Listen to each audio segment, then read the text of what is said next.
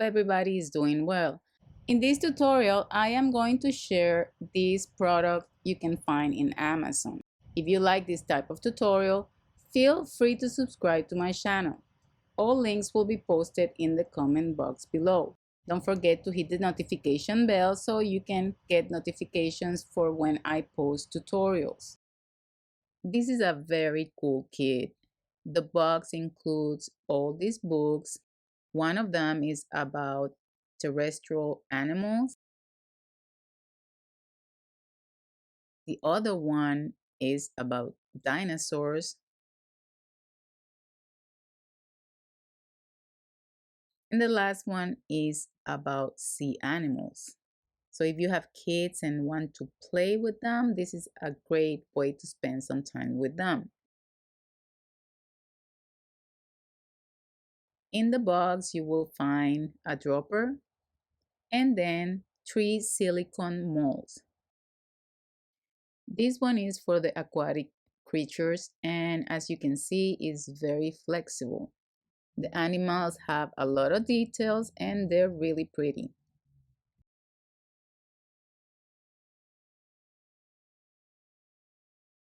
The next mold is for the terrestrial creatures. Included in the kits, you will find bags, ties, and lollipop sticks. And the last silicone mold is a mold for dinosaur lollipops. In this test, I decided to use sugar-free gummy bear recipe. I added 1 package of gelatin powder and a 1/4 cup of water, and I let this set in. After 5 minutes, I put it in the microwave, melted, and then I added some allulose.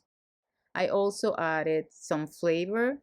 This one was strawberry, mixed well, and then I added some color.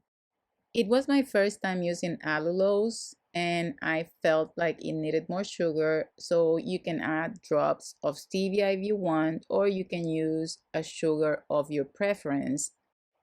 I prefer to use swerve or maybe some monk fruit when I'm working with these types of recipes that need to be sugar-free, but I will be posting a recipe that uses full sugar if you want a real gummy bear. Mix it well, and then you can use the dropper to fill the cavities of the molds. With the dropper, you want to fill the cavity completely, and there are areas that are really tiny, so you can use a needle tool to push the liquid close to the edge if you need to.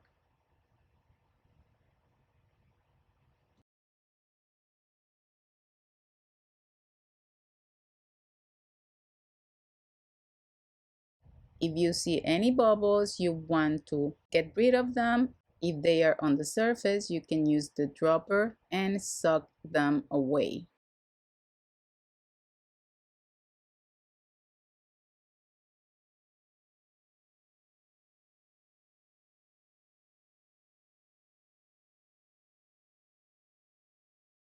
Since the silicone is pliable and soft, I would suggest to do this before getting started and place this on a plate so it's easier to move.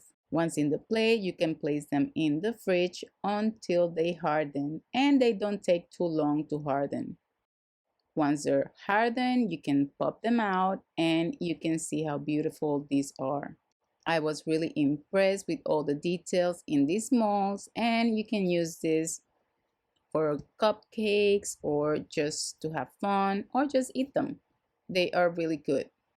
You can also use these silicone molds with chocolate, but basically you can follow the same rules. You want to melt the candy, place it in a bag, and you want to make a hole that is not too big so you can go into the thinner areas and fill the cavities. You just put the chocolate and pop any bubbles that you can see and make sure that everything goes into every side of the cavity in the silicone. The only thing that you have to wash out is to make sure that you have no bubbles inside the mold. So you need to make sure to fill everything really well. And then you want to bang the mold a little bit so all the bubbles just pop up. Because the chocolate is a little bit thicker, you will have to use a needle tool or a toothpick to make sure that the chocolate goes to every area and every corner of the mold. Once you finish with the needle tool, make sure to tap it a few times so everything is filled and even out, and then you can place them in the fridge so they cool down. When you're taking the chocolate out of the mold, just be a little bit more careful. The gummies come out easier because they stretch a little bit. The chocolate is a little bit harder, and since we have tiny areas, you don't want to break them. So be careful as you take them out so they don't break. The mold for the lollipops works the same. I didn't put the lollipop stick first, which I suggest you do first to make sure it's set in place, and then you can add the chocolate. Once you have the chocolate in and the lollipop in, tap it a couple of times, make sure there are no bubbles, and place it in the fridge so it cools down. Once cooled down, you take it out of the mold and you can place a plastic bag and close it, and these are really cool gifts for the kids. There are many ways you can use this on cupcakes or your cakes. You can take it and place them on top of fake buttercream grass. I am gonna make a medallion with one of them just to show you how cool this looks. After I roll my fondant, I smooth it out with my fondant smoother to make sure that it's nice and even. And then with a circle cutter that fits a cupcake, I make sure that everything is nicely cut and all the edges are very clean. You can use a basic circle cutter. I'm using one with this type of edge just to make something a little bit more fun.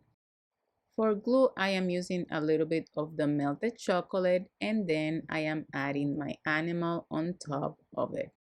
I took a little bit of fondant and added a little bit of Tylose to it, plus I added some forest green so I can make some leaves and add it to my hippo. You want to make this really thin. The thinner the better.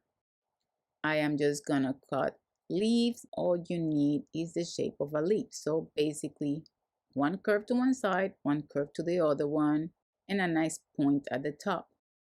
All we're trying to achieve is fast leaves so we don't take a lot of time in making the cupcakes. And when you're making this, you don't have to make all the same. You can make some simple cupcakes and some with these details.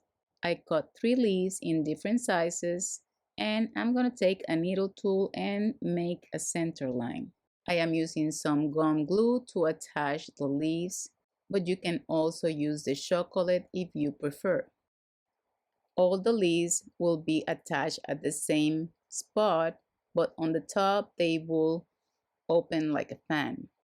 Then on top of that, I am adding a little daisy flower. I actually have a tutorial on my website on how to do daisy flowers like this one. I will post a link in the comment box below. To make sure that the leaves stay standing up, I will put a little bit of paper towel underneath to lift them. Once you're happy with the look, you want to put this over foam and let it dry at least overnight. And then you're ready to add to your cupcake. I have a tutorial on how to do a basic cupcake, but if you're feeling lazy or you don't have time, you can always go to the supermarket and get some cupcakes and add this on top of a basic cupcake and make them look like $1,000,000. I will post a link to the kit in my comment box. I actually love this kit and it makes a really fun project. I hope you enjoyed this tutorial. Don't forget to subscribe to my channel. Visit me on Facebook, Instagram, and until next time, ta-ta!